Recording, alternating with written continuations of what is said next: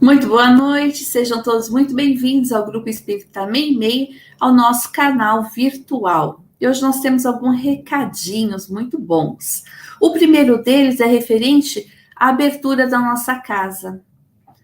A partir de quinta-feira, nós estaremos atendendo das 14 às 14h30 e também já estamos atendendo das 20 às 20h30, somente para palestra. Nós pedimos que as pessoas cheguem 15 minutos de antecedência, pois o público está sendo reduzido, com todas as.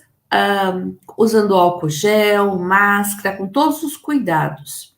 Aqueles que quiserem confirmar a presença, nós temos um formulário que está no link aqui embaixo da minha tela e também na descrição da palestra.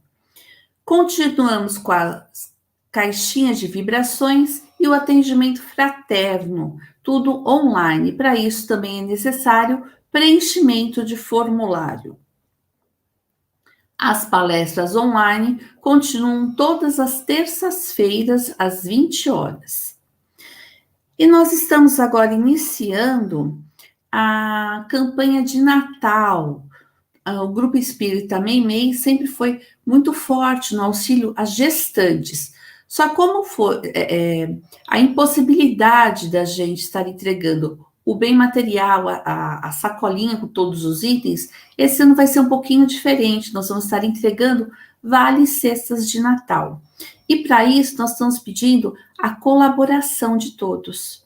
Nós vamos deixar na descrição da palestra o nosso número da conta para todos aqueles que desejarem fazer uma doação. Mais informações é só vocês darem uma olhadinha lá no nosso Facebook.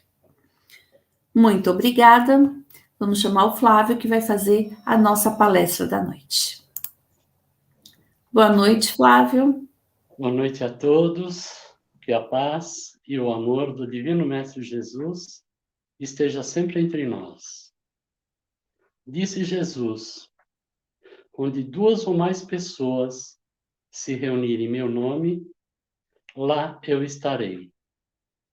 Jesus está entre nós. Vamos assim fechar nossos olhos físicos e mentalizar Jesus ao nosso lado, com suas mãos espargidas sobre nossas cabeças, a nos transmitir muita paz, amor, esperança, muita fé. Vamos entregar ao Mestre Jesus todos os nossos problemas, nossas aflições, e tenhamos certeza que até o final desta palestra estaremos melhores, mais esperançosos. E assim dizemos: Pai nosso, estás em toda parte. Glorificado, Senhor, seja o vosso nome. Venha a nós o vosso reino, reino de paz, de amor e de bondade. Seja feita, Pai, a tua vontade, aqui na terra como no espaço. O pão nosso de cada dia nos dai hoje. Perdoa, Pai, as nossas dívidas e nos ensina a perdoar aqueles irmãos que tenham nos ofendido. Não nos deixe, Pai, cairmos em novas tentações, nem nela permanecermos. Livra-nos, Senhor, de todos os males, e que seja sempre feita a tua vontade e não a nossa. E assim, vamos convidar a nossa irmã Beth, dando boa noite a ela. Seja muito bem-vinda à nossa casa, e que ela possa nos transmitir os ensinamentos de Jesus a todos nós. Fique à vontade, Beth. Boa noite, Flávio. Boa noite, Roseli. Boa noite a todos. É uma alegria imensa estar aqui. Agradeço imensamente essa oportunidade. Hoje nós vamos falar sobre contendas. O que é contenda? É discussão. Em discussão, contenda, é algo bom ou é algo ruim? Será que a gente consegue discutir sem brigar? Então, nós vamos ver o que nos diz Joana de Ângeles a mentora do Divaldo Pereira Franco, no livro Dimensões da Verdade. Ela nos esclarece que a nossa cultura é marcada pelas discussões no lar, no trabalho, na política, na religião, na filosofia. Por isso, é importante saber discutir, saber contender, trocar ideias sem brigar. E lá no dicionário a gente encontra que discutir vem do latim discutere, que significa dissipar, resolver. Então, discutir é analisar, é questionar, é debater ideias, defender os nossos pontos de vista, tratar um assunto de forma minuciosa, escutando a opinião do outro, apresentando as nossas próprias opiniões. Quer dizer, é uma troca de opiniões, mas aceitando o outro como ele é, como ele pensa, e não querer formatá-lo, moldá-lo às nossas crenças, aos nossos gostos, aos nossos interesses. No entanto, o que acontece? Muitas pessoas são inflexíveis nas suas ideias, seja por ignorância, seja por interesses pessoais, seja por orgulho. Então, elas se irritam com facilidade, não aceitam opiniões que sejam diferentes da sua, tornam-se até hostis, gritam. E a Joana nos fala que os discutidores, quase sempre inseguros sobre o que debatem, nem sabem, né, sobre o que estão falando, quase sempre inseguros sobre o que debatem, pretendem, personalistas, ou seja, cheios assim de eu sou o dono da verdade, impor opiniões não amadurecidas, antes nem mesmo pensadas, mas defendidas com vigor, com entusiasmo apaixonado. Então, a gente vê, são pessoas assim, que se acham os donos da verdade. Falam e defendem assuntos que desconhecem, divulgam suas opiniões como se fossem autoridades no assunto. Por que essas pessoas agem assim? Elas têm uma autoimagem superdimensionada, têm vaidade intelectual, e são intolerantes, diz a Joana, nas ideias, nas opiniões, nos gostos, né? Os outros não podem ter gostos diferentes dos seus. Então, elas se tornam pessoas irredutíveis, autoritárias, teimosas, manipuladoras, intransigentes. Não conseguem viver pacificamente com o diferente, com a diversidade. Diz a benfeitora espiritual, tem fel nos lábios, veneno, né? São fofoqueiros, maledicentes, caluniadores. Com isso, desorganizam a própria mente e se autoenvenenam com a ira, com a cólera.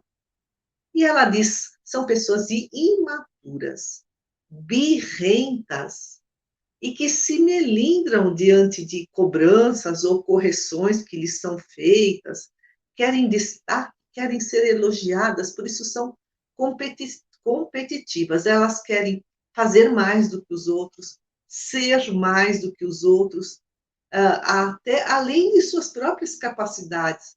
É aquele termo, metem os pés pelas mãos. E outra benfeitora espiritual, Hermance Dufault, no livro Reforma Íntima Sem Martírio, psicografado pelo Vanderlei Soares de Oliveira, nos explica que ver o mundo pela ótica individual, quer dizer, cada um tem o seu ponto de vista, o seu entendimento do que seja o mundo. Então, ver o mundo pela ótica individual é uma necessidade para a aquisição de valor pessoal. Então, eu sei o que eu quero, o que eu gosto. Contudo, diz Hermance, o apego intransigente às próprias concepções, sem abertura para a permuta e ampliação das experiências individuais, é que torna-se uma questão grave de conduta nas relações junto aos grupos de convivência. Então, eu não aceito, né, a opinião de ninguém. E aí surgem as polarizações, os extremismos, infelizmente tão comuns hoje em dia, principalmente nas redes sociais. e tudo isso ainda fica gravado pelo anonimato. As pessoas se sentem, né, assim, elas acham que podem passar impunes, mas a consciência registra tudo. E quem tem uma opinião diferente para o extremista é considerado até um inimigo. Aí isso gera a política do ódio, do cancelamento. O que é o cancelamento? É excluir, odiar, destruir o outro com discursos de ódio, de polarização. Isso destrói a democracia e o respeito à pluralidade de ideias, à diversidade de opiniões. A polarização vai na contramão de um governo democrático. Então, um lado sempre acha que tem superioridade em relação ao outro. Não existe um meio termo, que seria uma discussão cheia de bom senso. Então, quem está no meio não consegue nem falar. E isso gera um empobrecimento de informações. Formam-se dois grupos que não conseguem debater suas ideias, escutam só o que querem escutar e não dão espaço para os outros falarem. Então, vão se formando bolhas de pensamento, né? As pessoas intolerantes só falam com pessoas que pensam da mesma forma que elas. Então, não há abertura para a troca de ideias. As pessoas só escutam o que lhes convém. Isso acaba trazendo uma ausência total de diálogo. E a polarização vem de longa data. Então, no século XVI, católicos e protestantes disputavam o poder. No século passado, durante a Segunda Guerra Mundial, houve a polarização mundial. Socialistas de um lado, capitalistas do outro. Aí veio a Guerra Fria, com a polarização de dois blocos, americanos e soviéticos. Tudo isso vai gerando intolerância, fanatismo.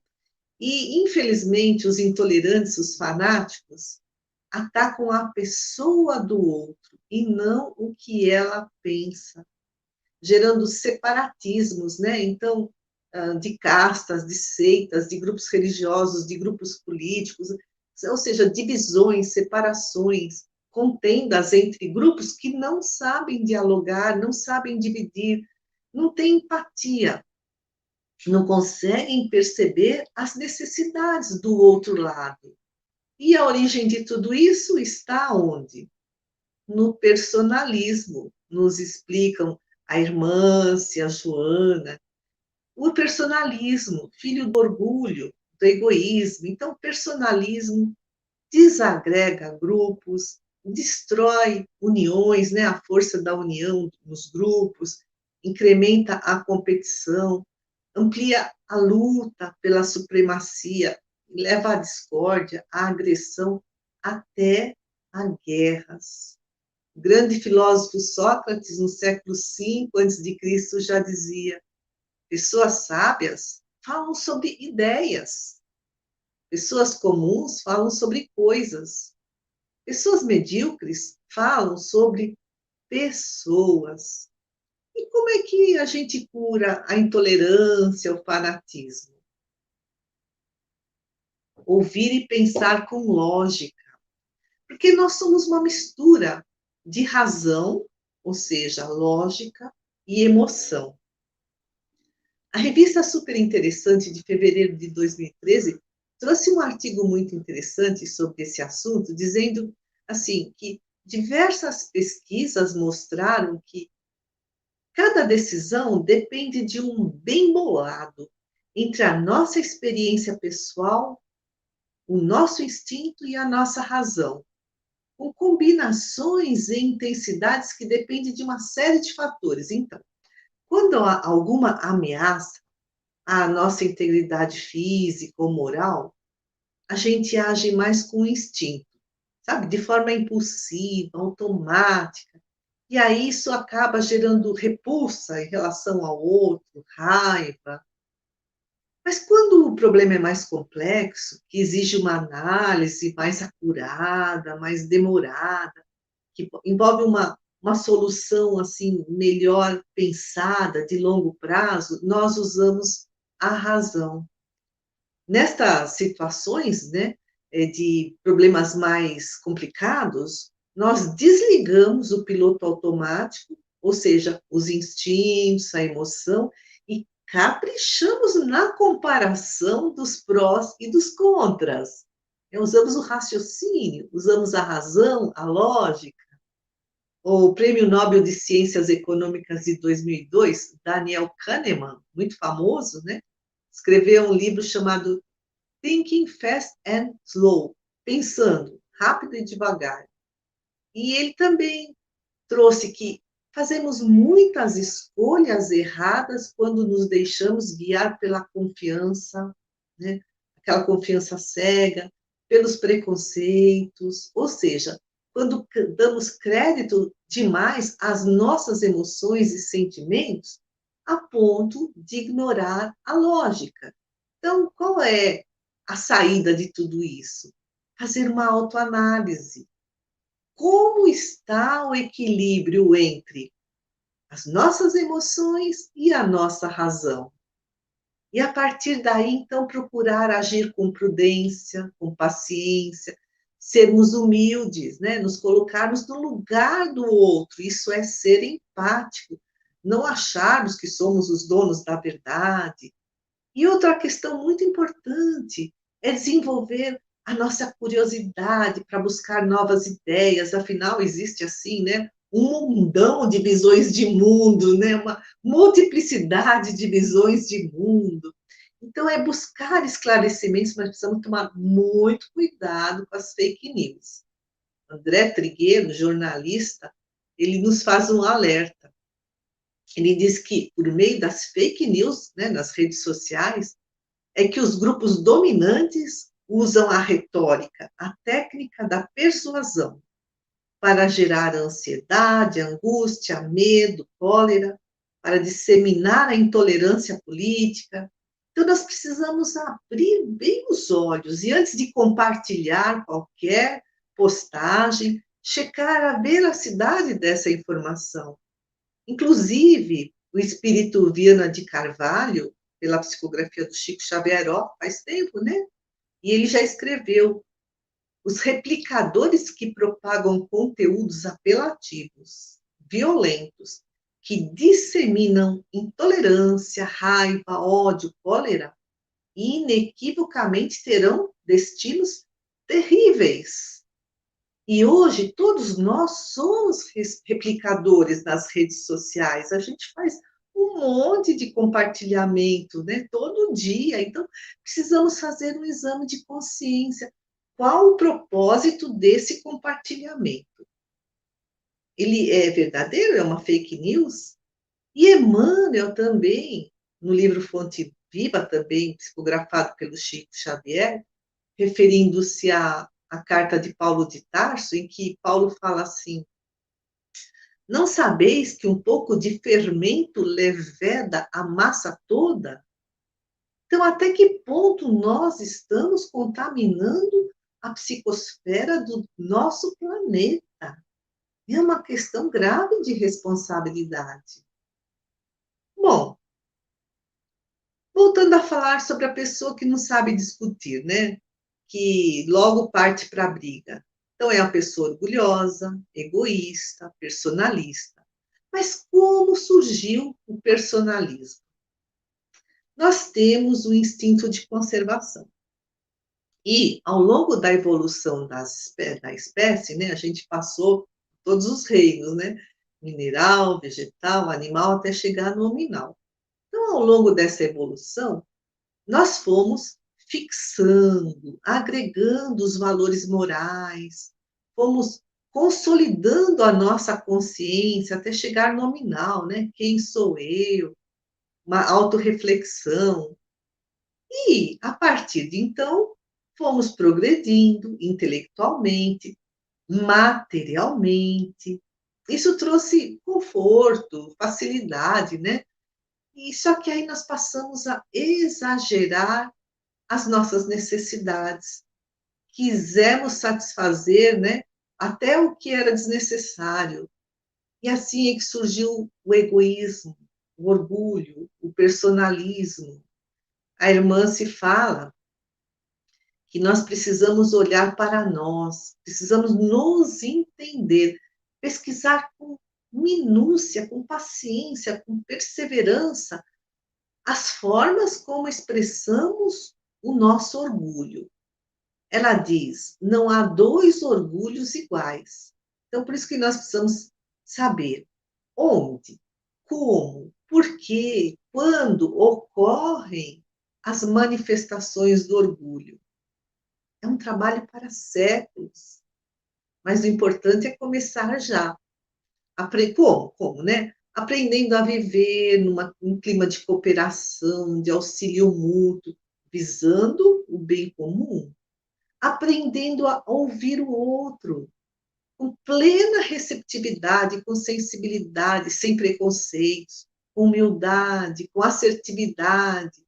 Assertividade, né? Eu respeito os meus direitos, respeito os direitos do outro. É respeitar a singularidade de cada um, com espírito de companheirismo, de confraternização, renunciando, né, ao exclusivismo individual, né? Tudo para mim. E Joana de Ângeles também, ela nos diz, é preciso contender com calma, ou seja, é preciso discutir com calma, expor as nossas ideias sem agressão, sem intolerância, sem autoridade, dando ao outro o direito de aceitar ou não as nossas opiniões. E ela diz que enquanto trocamos ideias, nós vamos aprendendo. A troca de ideias abre a nossa mente, nos traz novas perspectivas, nova visão de mundo, a nossa consciência se amplia. Então, e nós vamos também, né, contendendo com calma, estabelecendo a comunicação com o outro, que é a base dos relacionamentos interpessoais, no caso, a comunicação, porque nós somos seres sociais e os relacionamentos promovem a nossa saúde mental, nos tira do isolamento, relacionamentos saudáveis. Então, ouvindo o outro atenciosamente, respeitando as opiniões dos outros, colocando no lugar dele, ou seja, desenvolvendo a empatia, que é uma virtude. Aí a Joana fala assim: e diante de pessoas difíceis, inflexíveis, que se acham as donas da verdade, como é que nós devemos agir? Então, ela nos dá também umas dicas. Expressar as nossas ideias da forma mais clara possível, mas também ter uma escuta atenciosa para o que o outro está dizendo, desenvolvendo a empatia, né? Procurando perceber, compreender e valorizar os sentimentos do outro, os pensamentos do outro. E no calor da discussão, nós precisamos gerenciar os nossos sentimentos para manter a calma, a serenidade, a compreensão, a empatia, a lucidez e evitar ataques verbais. E também sermos autênticos. Às vezes, as nossas palavras estão dizendo uma coisa, mas os nossos gestos, o nosso olhar está dizendo outra. Então, nós não podemos ser fingidos, porque aí estaremos sendo desrespeitosos para com o outro. Também não interromper a fala do outro. Enquanto o outro fala, silenciemos a nossa mente. Porque muitas vezes, né, a gente não quer nem ouvir o que o outro está falando, a gente já tem uma resposta pronta, antecipada. E aí a gente nem capta o que o outro quer comunicar. Então, e também não julgar, não desqualificar, não rejeitar o outro, sermos assertivos, ou seja, expressar as nossas convicções sem agressão, mas também sem submissão, com uma fala direta, serena, equilibrada, sem ofensa. Isso a gente só consegue se a gente tiver autoconfiança, ou seja, a autoconfiança é que nos dá a oportunidade de lidar bem com a nossa ansiedade, com a raiva, com a culpa.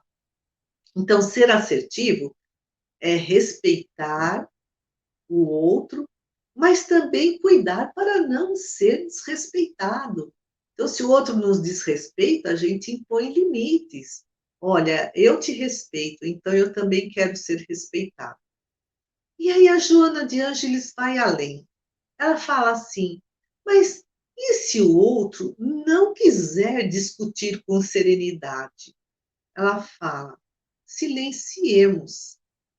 E ela dá o exemplo de Jesus diante de Pôncio Pilatos. Pôncio Pilatos pergunta, o governador da Judéia, né, pergunta para Jesus o que é a verdade. E Jesus diz, segundo Joana de Ângeles, é o Pai que está nos céus. E ele encerrou o assunto, evitando contendas, porque era muita coisa para o Pilatos assimilar, não ia adiantar. Então, o objetivo da discussão deve ser o de ajudar, e não de vencer uma briga, né? Espíritos mais evoluídos, eles não buscam superar as contendas, como se fosse uma competição, não. Eles buscam a autossuperação. E se nós já conseguimos manter um equilíbrio no debate, então também nós precisamos fiscalizar as nossas palavras, né, mantendo a serenidade. E diz a Joana, assim nós vamos exalar sabedoria e compreensão. E a gente pode ver lá no Evangelho segundo o Espiritismo, no capítulo 17, Sede perfeitos, no item 10, o homem no mundo. Os Espíritos falam também sobre esse assunto. Eles nos esclarecem. Fostes chamados ao contato de espíritos de naturezas diversas, de caracteres antagônicos. Não melindrai a nenhum deles com quem vos encontrardes. Há uma diversidade muito rica, muito valiosa, muito grande entre todos nós. Todos somos únicos, diferentes uns dos outros. Então, foste chamados ao contato de espíritos de naturezas diversas, às vezes até de caracteres antagônicos. Eu gosto de uma coisa, o outro gosta de outra totalmente oposta. Mas nós não podemos melindrar a nenhum deles. E também no Evangelho segundo o Espiritismo, nesse mesmo capítulo 17, no item 3, os Espíritos nos falam do homem de bem. Então, as características do homem de bem, né? Então, o verdadeiro homem de bem pratica a lei de justiça, amor e caridade na sua maior pureza. É bom, humano e benevolente para com todos, sem distinção de raças, nem de crenças, porque vê todos os homens como irmãos. Então, aí não há separatismo, né? Não há polarização. E eles continuam, os espíritos. O homem de bem respeita nos outros todas as convicções sinceras e não lança o anátema, quer dizer, a condenação, a maldição, aos que não pensam como ele. Olha, lá no século XIX, a espiritualidade já nos trazia esses ensinamentos. O homem de bem não se omite diante da injustiça. Ele ele não fica inerte. Diante da injustiça, ele age, mas ele não tem ódio, não tem rancor, não busca vingança e respeita todos os direitos do próximo. Então, nós precisamos eliminar esses velhos paradigmas que trazemos já de muitas encarnações, esse personalismo, e construir pontes. Em vez de construir muros, construir pontes em direção ao outro, não importa que o outro pensa diferente da gente. E assim nós estaremos ensinando e exemplificando o bem viver, nós estamos procurando ser cristãos, né? E a justiça social e, sobretudo, resgatando os ensinamentos de amar o próximo como a si mesmo, como o nosso Divino Mestre nos ensinou. Então, eu agradeço a atenção de todos, muita paz, muita luz. Muito obrigado, Beth, pela sua palestra de hoje, muito esclarecedora. E assim, vamos agradecer a Jesus pelos ensinamentos desta noite. Vamos pedir ao Mestre que nos ajude a entender, compreender tudo quanto nos foi dito nesta noite. E assim, através do nosso entendimento, colocá-los em prática. Pois bem sabemos que somente assim estaremos procedendo à reforma interior de que tanto necessitamos, sendo hoje melhores do que fomos ontem, e amanhã sermos melhores do que estamos sendo hoje. E assim, vamos dizer a Maria, Mãe de Jesus: Ave Maria, cheia de graça, o Senhor Jesus, nosso irmão, esteja convosco. Bendita sois vós, Mãe entre as mulheres, e bendito seja o fruto do vosso ventre, Jesus. Santa Maria, Mãe de Jesus, Mãe de todos nós, rogue por nós, seus filhos, pequeninos que ainda somos, tão carentes do vosso amor, da vossa ajuda, da vossa bondade. Ensina-nos, Mãe, a amar e a perdoar, hoje e sempre.